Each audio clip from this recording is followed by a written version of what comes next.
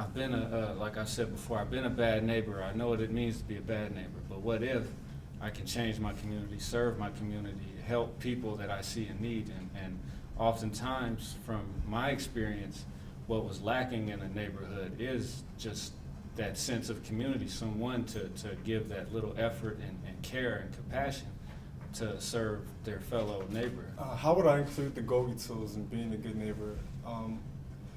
When I think about that, I think about the tools of creation, because ultimately you want to create a neighborhood that you're comfortable in, a neighborhood that you're safe in.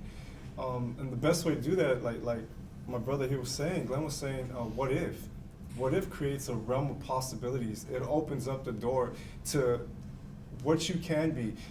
If I think about the community that I'm in right now, this is my community. If any one of my brothers here needs me for whatever reason, they know that they can come to me and talk to me about whatever it is. You know, you have to build a relationship, and in doing that, you create your own world to live in. You know, your neighborhood, it's the foundation of for your children. You know, you have elderly in the neighborhood. You know, all those people need to be cared for. You know, because they can't care for themselves.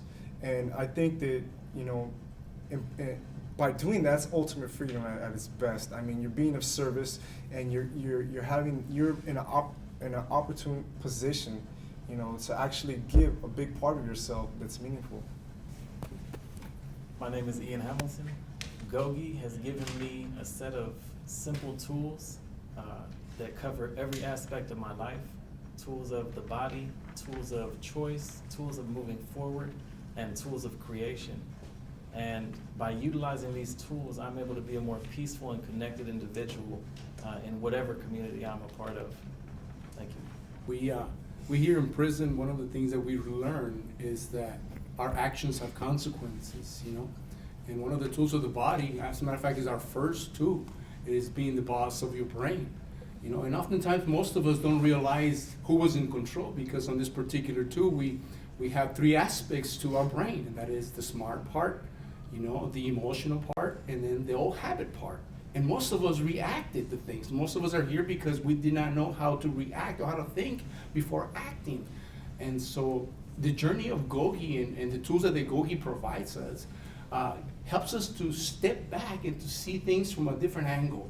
You know, to kind of like view our life, you know, on the screen and say, wait a minute, you know, if I start thinking smart, not emotionally, not old habit ways, then I can make better choices, better decisions, you know, and being a good neighbor is going to include that. It's going to include us being men who think smart, you know. I know that we are convicted felons, and I know that people are wondering, oh, how can I be a good neighbor? How can he be a good neighbor? Why should he come out?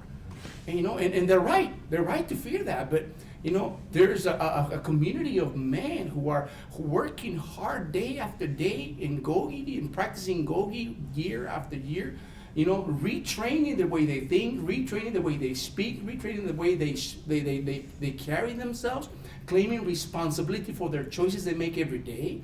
And that takes using the smart part of your brain. So I believe, you know, the tools, there are 12 tools, you know, that's just one. So I can only imagine the potential good neighbors that we can become should we apply ourselves.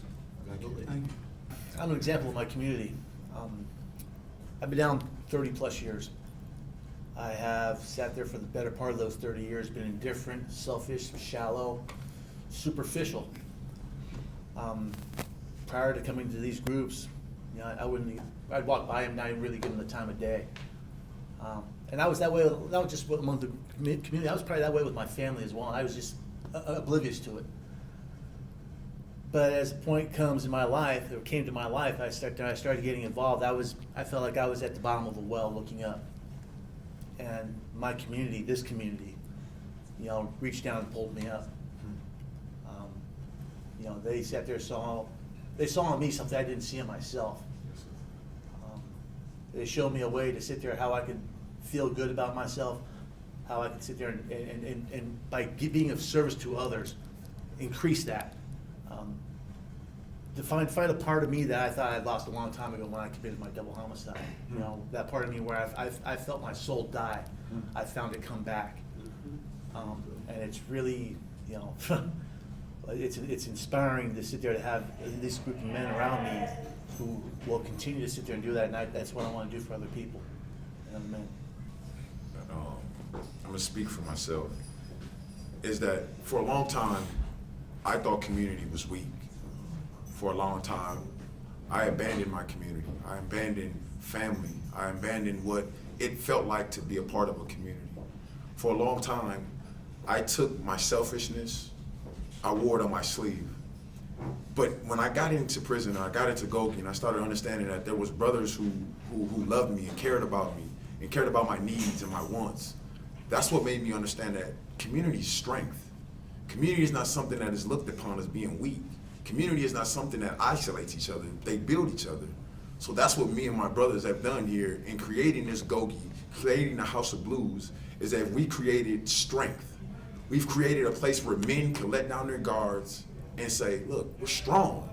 We're not weak. We're not weak because we're in this building and trying to achieve something greater.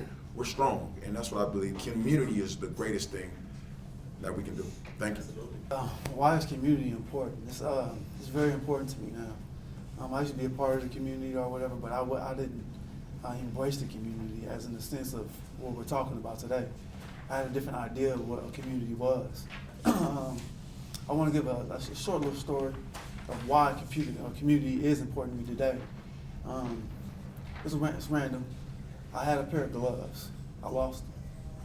Didn't know where they was at, and I had these gloves, I had an emotional attachment to it. So I lose them, and I'm kind of going crazy.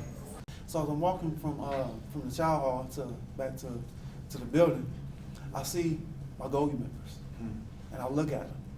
I said, well, we have discussed if we have problems, we can't come to each other.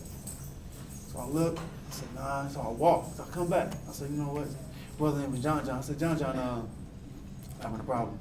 I lost my gloves, and if I see somebody with them, you don't want to give them back, I feel the old me is gonna pop up, and I don't want that to come. I said, so can y'all help me?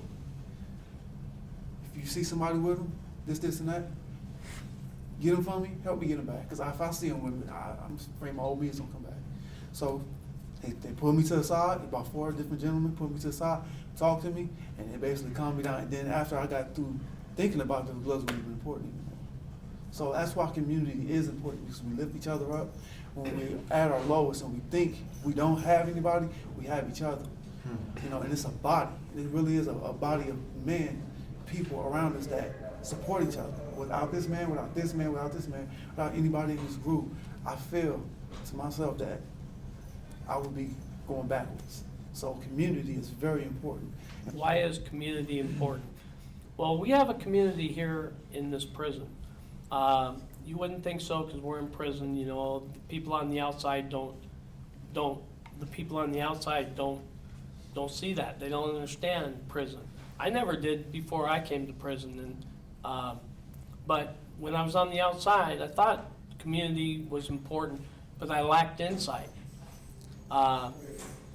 When I came to prison, the first 3 or 4 years, I was just feeling things out. But then I started doing these self-help groups, and then I found Gogi 9 months ago, and it's increased using these tools to make positive decisions, make more positive decisions in my life, and to claim responsibility if I do something wrong and go and apologize to somebody. All this stuff is important to me. You know, I want to have friendship and all these people in Gogi that I've been hanging around with for 9 months. They're all my brothers. Anytime I see them out in the yard, I say hi to them. And if they need anything, I'm there to help them. Me, I think community is important. I think community is important because it's strength, it's powerful. I think we have the privilege of correction. You know, I've seen through the love of community, people like you, Ms. Taylor, you know, people that love us enough to come help us. It's understandable, and I empathize with the community's fear, and I feel it's a duty of mine to help strengthen the community by emphasizing forgiveness and not letting them down, their vulnerabilities, exploiting their vulnerabilities. Instead, you know, try to comfort them and console them and show them, you know, that there's a possible way that we can help reach people to correct their actions before they reach prison. You know, there were things that could have prevented me from coming to prison, if it would have been caught ahead of time. And I think it's a privilege of ours to be able to correct the flaws that were in our character, you know. And I also think it's important for the community to understand that you can't just lock people away and discard them, you know, because once sometime people are gonna get released back, and if you don't cure the defect in someone, it's gonna corrode the community, such as, you know, the product of the community of many of us come from, you know. And I think that there's an opportunity, instead of a division, to mend a lot of the separations in the community by, you know, helping at-risk youth, helping people that have needs, you know, that need to be met, that come from troubled homes or drug addiction. And instead of using a punitive approach, you know, use a compassionate approach and try to cure what's wrong at the root. And community, it's very possible for a strong community to save that, you know. It takes a village to raise someone. And separation, you can't grow, a hurt person gets further and further into their defects when they're alone. You know, it takes a community to build them back up. And something that prison does is that we're stuck with this community on the yard, whether you like it or not. And so I think it empowers us by being around such negativity, still planting seeds of positivity, that you know, that the light will cast out darkness around you if you're true to the light in people, you know, and you're true to the service of your community.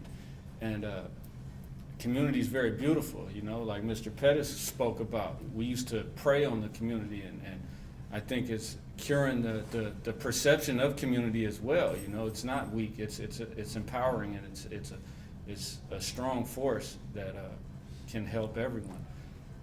Thank you. Thank you. Thank you. I'm going to steal this from Michael. He came up with this, and I copied it. I stole it from him. He said that at one time we were all a cancer to our community. And this is so true. When we come into prison and we get together and we all discuss these things, we bring it out. It makes us think. And I never realized how important 5 seconds could be. And one of those rules in our community here in prison is a 5-second light switch. If I would have thought about that on the streets, out there when I was running amok, to stop and think just for 5 seconds, I would never be in prison. Thank you.